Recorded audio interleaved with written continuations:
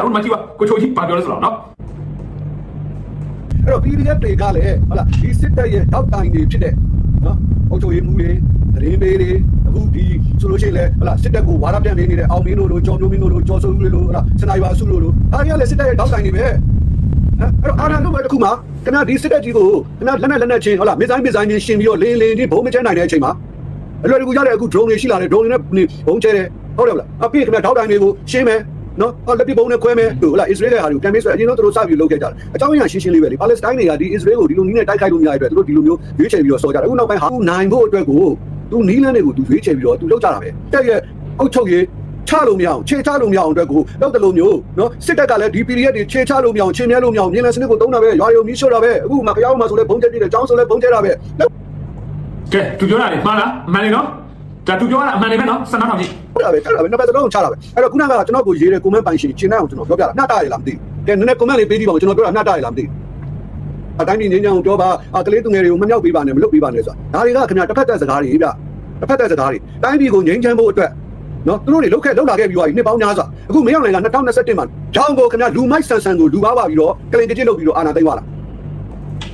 အမှန်ဆုံးပဲဟုတ်တယ်နော်အခုမရောက်နိုင်အောင်ထောက်ခံအားပေးနေတဲ့ကောင်တွေကိုချိုကြီးပြောတဲ့ဒီစကားမှားပါတယ်လို့ဘယ်သူပြောရဲမရောက်နိုင်အာဏာလာသိမ်းဖို့တမထကိုလာဖမ်းတာမနက်9နာရီ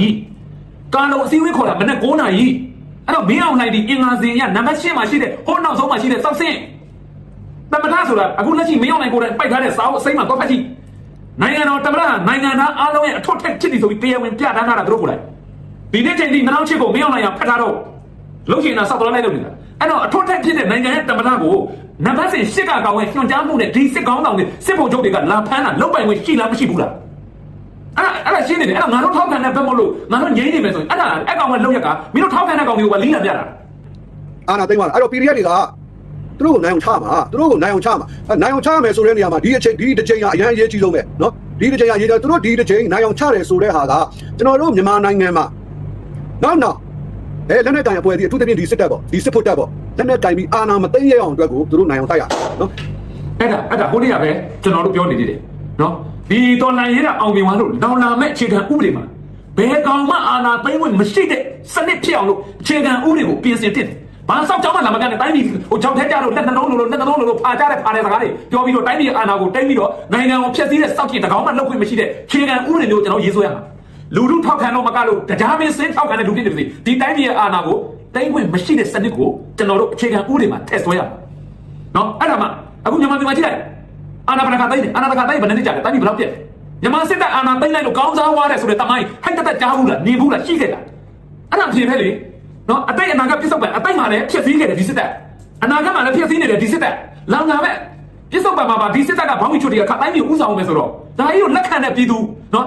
လက်ခံလိုက်မယ်ဆိုရင်လုံတဲ့ကောင်တွေအပြစ်မဟုတ်တော့ဘူးနော်ဒီတော်လန်ရင်မနိုင်လို့ဒီစစ်ဗိုလ်ချုပ်တွေရုံမာတဲ့အောက်ဒီတိုင်းကြီးကလဲဆင်းခံပေးရမယ်ဆိုရင်အဲ့ဒီစစ်ဗိုလ်ချုပ်တွေအပြစ်မဟုတ်တော့ဘူးခင်ဗျားတို့ကျွန်တော်တို့စောက်သုံးမကြတဲ့ပြည်သူအပြစ်ဖြစ်သွားလိမ့်မယ်အဲ့ဒါရှင်းလေးလောက်တဲ့သူအပြစ်မဟုတ်တော့ဘူးအခုကြည့်ဟိုမှာလော်တွေထမ်းပြီးတော့လော်ပြိုင်မဲ့နဲ့ငါလုံးမသားတွေတော့အားနေကြတယ်ဟုတ်လားဟမ်တကယ်တလိုက်ဆန်စိတ်ဓာတ်တွေကွာတကယ်ကိုတိုင်းကြီးဘာဖြစ်နေလို့ဖြစ်မှန်းတော့မသိဘူးစောက်လို့မရှိစောက်ပိုင်မရှိအားရနေတယ်ကိုလီကိုစောက်ဘလုံးမောက်နေကြအားရင်ပြီးလို့လေဟမ်လော်ပြိုင်ဖွဲ့ဟုတ်လာ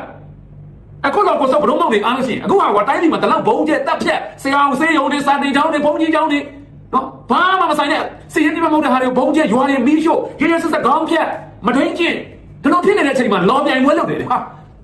တော့ပြောရင်တော့စိတ်ကြမကောင်းဘူးဒီတိုင်းကြီးကအာနာရှင်နိုင်တဲ့အခါမှာလေဒီနေ့မင်းအောင်နိုင်ကိုဟုတ်လားတရုတ်ဖြစ်ရုရှားဖြစ်ဖတ်ပြေးခိုင်းမပြေးခိုင်းလို့ဒီကောင်ကမြန်မာပြည်ထဲမှာနေမယ်ဆိုလို့ရှိရင်ဒီကောင်ကိုခုံရုံးတင်ရမှာဒီကောင်ပေါင်းရင်ဒီကောင်နဲ့အုပ်စုအကုန်လုံးကိုခုံရုံးတင်ပြီးတော့တရားဥပဒေနဲ့ပြည်တံချမှတ်ဒါမှကျွန်တော်တို့မြန်မာနိုင်ငံမှာနောက်ဘာအကြောင်းပြချက်နဲ့မှစစ်တပ်ကနေအခုလိုလက်နက်ကင်ပြီးတော့အာဏာမသိမ်းရအောင်တက်ကိုကျွန်တော်တို့ကသင်္ကန်းသာကောင်းကိုပေးရသင်္ကန်းကွာဒါမျိုးဘောမှစမ်းပါလို့ဟမ်ဘယ်ဒါမျိုးဘောမှရင်ကျွန်တော်တို့ထောက်ဖို့တော့ဖြစ်လာမှာမဟုတ်ဘူးအကောင်းပြောတာတန်းဖို့ကလူတွေလေအဲ့ဒါလိုဘောမှမျိုးတာဆိုရင်ကျွန်တော်တို့တွေထောက်ဖို့တော့ဖြစ်လာမှာမဟုတ်တိလားနိုင်ငံရေးဆိုတော့တော့စိတ်ဝင်စားမိမှာမဟုတ်ဘာလို့မလို့လေကိုရီပြည်သူကပြောမယ်လို့ရှိနေပြီအဲ့လိုအမှန်တော့ခိုင်းနေချင်တာဒါသူပြောနေတာအမှန်ကြီးမှားတယ်လို့ဘယ်လိုပြောရဲလဲဟမ်ဒါပေမဲ့ကိုချိုကြီးကကြည့်တော့စစ်တပ်ကအမှန်ကန်ဒီနေ့ဒီလိုထောက်ခံသူတတ်မတော်ထောက်ခံသူအစ်စ်အဲ့ဒါမှတတ်မတော်ထောက်ခံသူမှတ်ထား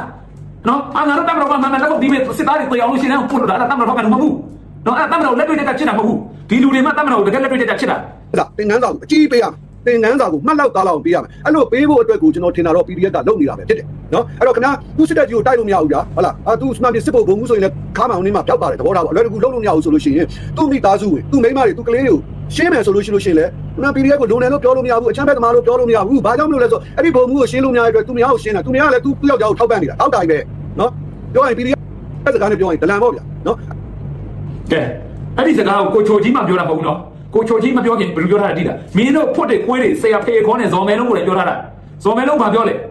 ဘုံကျဲတဲ့ခလေးတွေတေဝါတာကိုပြောတော့အချမ်းဖက်ဓမ္မတွေနဲ့အတူရှင်တွဲနေထိုင်ရင်းနဲ့ရှင်းလင်းတုတ်တင်ရမယ်တဲ့ဇော်မဲလုံးကိုလည်းပြောထားတာအဲ့စကားဟာဟောတည်မဟုတ်တမတော်တည်လိုက်ပြန်ကြားရဲ့ခေါင်းဆောင်ကိုလည်းပြောထားတာအဲ့တော့ CRPH ဆိုတဲ့ပြည်သူ့ကိုယ်စားလှယ်တွေနဲ့ဖွဲ့စည်းထားတဲ့နိုင်ငံတကာကအတိမတ်ပြုထားတဲ့လွတ်တော်မင်းအောင်နိုင်လွတ်တော်ပုံတော့နိုင်ငံတကာပါလီမန်ကအတိမတ်ပြုထားတဲ့တိုင်းပြည်ကိုကိုစားပြုတဲ့လွတ်တော်ဖြစ် CRPH ကနော်အဲ့ဒီ CRPH ကမင်းအောင်နိုင်ခေါင်းဆောင်တဲ့အာဏာသိမ်းအဖွဲ့ဟာအကြမ်းဖက်အဖွဲ့အချင်းညာထားတယ်အဲ့တော့ကိုချိုကြီးပြောတဲ့စကားနဲ့မကိုက်ညီဘူးလားအကြမ်းဖက်ဖွဲ့နဲ့ဇော်မဲလုံးပြောတဲ့စကားပေါင်းလိုက်ကွက်တီဂျွတ်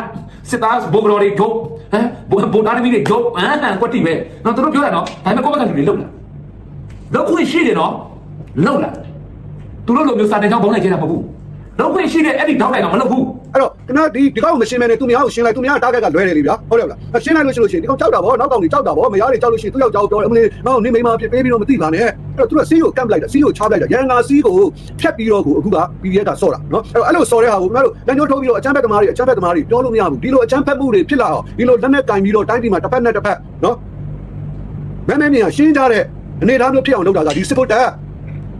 မှန်လိုက်တာကိုချိုးကြီးရဲ့ကျေးဇူးတင်တယ်ဗျာခင်ဗျာကျွန်တော်ညတာလာမသိဘူး PDF တွေကိုအချမ်းမဖက်ဘူးလို့မပြောဘူးနော်ညတာလေသူတို့အချမ်းဖက်ရမယ်လေဟိုဘက်ကစစ်တပ်ကလည်းအချမ်းစစ်တပ်ကိုလည်းသူတို့လည်းအချမ်းဖက်တယ်ဒါပေမဲ့စစ်တပ်ကအချမ်းဖက်တာကပြည်သူအများစုစံနာကိုစန့်ကျင်ပြီးတော့ပြည်သူတွေကိုဖိနှိပ်ကုတ်ဖို့နော်ပြည်သူတွေကိုခုတ်သွေးဆုပ်ဖို့လူပါဝါဖို့အတွက်အချမ်းဖက်တာဟိုဘက်ကအချမ်းဖက်တယ်ဆိုတာကဒီမကောင်းဆိုးဝါးစနစ်ကြီးကိုတိုက်ဖြတ်ဖို့အဲ့ဒီမကောင်းဆိုးဝါးစနစ်နေရာကြီးထဲမှာပြည်သူအများစုစံနာနဲ့ညီတဲ့ဟုတ်လားဖွဲ့စည်းပုံအခြေခံဥပဒေနဲ့အုပ်ချုပ်တဲ့တရားဥပဒေစိုးမိုးတဲ့အကျင့်ပြတ်ခြားစားမှုတွေမရှိတဲ့ဖွံ့ဖြိုးတိုးတက်တဲ့နိုင်ငံတစ်ခုအဖြစ်တည်ထောင်ဖို့အတွက်သူတို့အကြမ်းဖက်နေတာဒါ the mean center m ဆိုတာရှိတယ်ဟုတ်လားဟိုတကယ်လေးစားတဲ့ကိုချိုကြီးခင်ဗျာတကယ်ပါဒါတကယ်တတ်မလို့ချစ်တဲ့လူဖြစ်တတ်မှတ်လို့ရပါတယ်နော်ပြောရရှင်းတယ်သူပြောစကားဘလောက်အစ်တာရှိတယ်စစ်ဖို့ချုပ်တွေအကြမ်းဖက်နေတာဘာလို့လဲသူတို့အာဏာရဖို့တိုင်းပြည်ကိုသူတို့အုပ်ချုပ်ဖို့ဟုတ်တယ်နော်ဟုတ်လားမဟုတ်ဘူးလားအခုလက်ရှိစစ်ဖို့တွေဘလောက်ကိုချုပ်ပြီးတော့တက်ဖို့တဲ့ကိုယ်စားလှယ်လောင်းရွေးခိုင်းနေမရောက်နိုင်သူတို့ကအောက်မကြောင်ရတာတွေကိုထည့်တယ်အကြောင်းမရှိဘူးတက်ဖို့ထဲမှာရှိပြီးသားပါတီဝင်တွေအောက်ခြေပါတီဝင်တွေတက်ဖို့ပါတီပေါ်သစ္စာရှိတဲ့အောက်ခြေအမာနာပါတီဝင်တွေနေရာပေးရမှာမဟုတ်ဘူးလား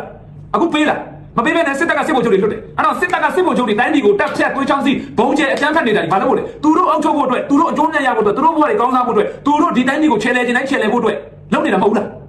အခု PDF တွေနံပါတ်1လက်ရှိအကြမ်းဖက်နေတဲ့ကာလမှာတော့စစ်တပ်ကလာကအပြည့်ဝရတယ်လုတ်ပိုင်ခွင့်တွေရတယ်နော်ကြိုက်တယ်လို့ရှာဖွေစားတော့လို့ရတယ် PDF တွေလာကမရဘူးရိတ်ခါတောင်ပုံမှန်မစားဘူးနော်ကောင်းကောင်းမို့စားရတဲ့ဖွဲ့ရှိသလိုငတ်တလက်ပြတ်တဲ့စားရတဲ့ဖွဲ့ရှိတယ်ခဲရလက်နဲ့ဆိုတာဝေးလိုအပ်ချက်တွေအများကြီးဒါပေမဲ့ဒီလူတွေမင်းတို့ပြောတဲ့အကြမ်းဖက်ဆိုတာတွေသူတို့နိုင်ဝိုင်းရင်သူတို့အုပ်ချုပ်မှာမဟုတ်ဘူးအဲ့နှစ်ခုရှင်တာနဲ့တွေဝတန်ဖိုးချင်းဟိုနှိုင်းချင်လို့မရတော့ဒီကောင်တွေကသူတို့အုပ်ချုပ်ဖို့အတွက်အသေးအကြမ်းဖက်နေတာဒီ PDF တွေကမင်းတို့ပြောသလိုအကြမ်းဖက်တယ်ဆိုရင်တော့ဒီပွဲနိုင်ပြီးတာနဲ့သူတို့အိမ်ပြန်မဲ့ကောင်ကြီးပဲဘယ်သူမှဒီတိုင်းမျိုးအုပ်ချုပ်မှာမဟုတ်ဘူးအဲ့နှစ်ခုလေးတွေနှိုင်းရှင်ကြည့်တာနဲ့လူငယ်တန်ဖိုးကိုသိပါတယ်အဲ့ဒါပဲနော်အဲ့တော့ PDF တွေကိုပြောနေတဲ့လူတွေအဲ့ဒါလေးနှစ်ခုကိုအရင်နှိုင်းရှင်ကြည့်ပါနော်ငယ်ကြီးမှာဒီမောင်လေးမှာသူတို့စကားပြောကြတဲ့အခါနော်အဲ့တော့နီးလန်းတွေကဒီချိန်မှာတိတ်ပြီးတော့အရေးမကြီးတော့ဟုတ်လားရလက်ကအရေးကြီးတယ်ရလက်ကဘယ်သူဘာလုပ်နိုင်မလဲ PDF နိုင်လို့ရှိလို့ရှိရင်နိုင်ငံကောင်းလာမယ်နော် PDF မနိုင်မဲနဲ့ရှုံးသွားလို့ရှိလို့ရှိရင်ဒီစစ်တပ်ဒီကောင်တွေစစ်ဖို့တွေအုပ်ချုပ်လို့ကတော့ခင်ဗျာကျွန်တော်တို့တိုင်းပြည်ကတော့အခုနောက်ကိုရီးယားလို့ဖြစ်ကမ္ဘောဒီးယားလို့ဖြစ်နော်အဲ့ထဲမှာကျွန်တော်တို့ပြည်သူလူထုတွေအမောင်ကဘာထဲမှာနေကြပြီတော့ပဲအနေထားအဲ့လိုဖြစ်နေပြောရတာဗျာတကယ်လေးစားပါတယ်နော်ကျွန်တော်ကောင်းပြောတာဘောမတွေကိုကျွန်တော်အဲ့လောက်လူရယ်လို့တော့လူရမတွင်းခဲ့တကယ်ပြောတာဘောမဆိုကျွန်တော်အသေးယုံတာဘာဖြစ်လို့ယုံလဲဆိုတော့ပုဂ္ဂိုလ်ကြီးကမတိပဲနဲ့ယုံတာဘာဖြစ်လို့ယုံလဲဒါနောက်တိုင်းပြည်ပေါ်ရက်ဆက်ဖြတ်စည်းနေတဲ့ကောင်တွေဘာလို့အတိတရားနဲ့အားပေးတယ်အဲ့ဒီစိတ်တစ်ခုနဲ့နေယုံတာကျွန်တော်ဒါပေမဲ့အခုကိုချိုကြီးပြောရတဲ့စကားတွေဘလောက်မှန်တယ်စဉ်းစားကြည့်ဒီကိုချိုကြီးဒီဗီဒီယိုဖိုင်အစနဲ့အဆုံးကိုမှားပါတယ်လို့ပြောနိုင်တဲ့ဒီကြက်ဖို့ထောက်ခံတဲ့ကောင်တွေစစ်ကွေးထောက်ခံတဲ့ကောင်တွေရှိလာခဲ့ပါတော့တကယ်ပြောတာကျွန်တော်ကတော့အားလုံးမှန်တယ်လို့ပြောတယ်မှားတယ်လို့ရှိတယ်လို့လာခဲ့ပါအဲ့တော့စတမ်မတော်ထောက်ခံတဲ့လူတွေအနေနဲ့ကိုယ့်ကိုပြန်စဉ်းစားကြပါဒီချိုကြီးတို့ဆိုတာကမနေ့ကလေးမှပေါ်လာတဲ့လူတွေမဟုတ်ဘူးနော်အမာခံထောက်ခံလူတွေအဲ့တော့ခင်ဗျားတို့ထောက်ခံတာဒီကိုချိုကြီးတို့ကိုမောင်မောင်တို့လိုမျိုးတက်မတော်ပေါ်အမှန်ထောက်ခံတာလားတကယ်တက်မတော်ကိုကောင်းစေခြင်းနဲ့စိတ်နဲ့ချစ်ပြီးထောက်ခံတာလားဒါမှမဟုတ်ဒီတက်မတော်ကိုမောင်ပိုင်စီးထားတဲ့စစ်ဗိုလ်ချုပ်လူတစုအတွက်ထောက်ခံတာလားမတူဘူးတော့ထောက်ခံပုံချင်းပြန်စဉ်းစားကြပါခင်ဗျားတို့တွေမှာအုံနောက်ရှိပါတယ်